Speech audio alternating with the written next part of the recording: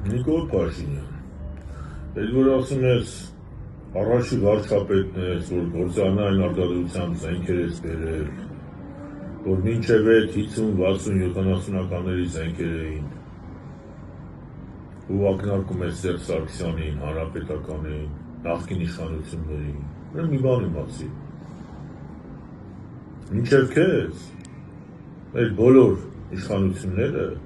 և մասնավորապես հանրապետական իշխանությունը հաղթանակած ա եղել, այդ քո ասած 50, 60, 70, 80-ականների զենքերով հայ ժողովուրդը հաղթել ա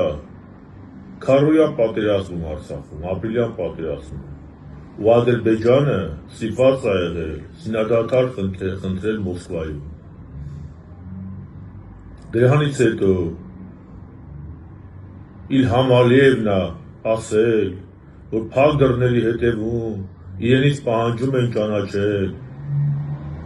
Արցախի անկախությունը։ Դու որ եկար, հիմա գլուխ ես գնում, թե նոր արտադրության զենքեր ես բերել, ուրեմն լավ հիշի, Արցախը հանձնել ես, պատերազմ քո պատճառով պարտվել ենք, Հայաստանը 240 կիլոմետրն էլ օկուպացված է Ադրբեջանի կողմից։ Քո ձեռքը ատոմային զենքեր լինի, դու պարտվելու ես, որովհետև գիտես, չգիտես ոչ կառավարել, ոչ պետություն ղեկավարել, մենակ գոռում ես աջուձախ։ Մի բան իմացի, մեջդեղեն ասել ա, միևնույն բանակը, ժողովուրդը, նայած թե ով է նրա ղեկավարը, կարող է և հրաշագործություններ կատարել, և խայտառակորեն ծնկի գալ թշնամու առջև։ Սերժ Սարգսյանի գլխավորությամբ հայոց բանակն ու հայ ժողովուրդը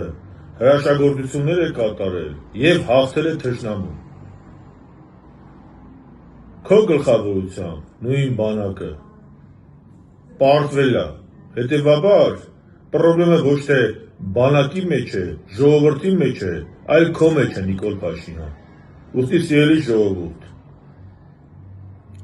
որպեսզի մեր ժողովրդի, մեր պետության պարտությունները չշարունակվեն, հունիսի 7-ին գնացեք ընտրության և հունիսի 7-ին մերժեք նիկոլիզմը։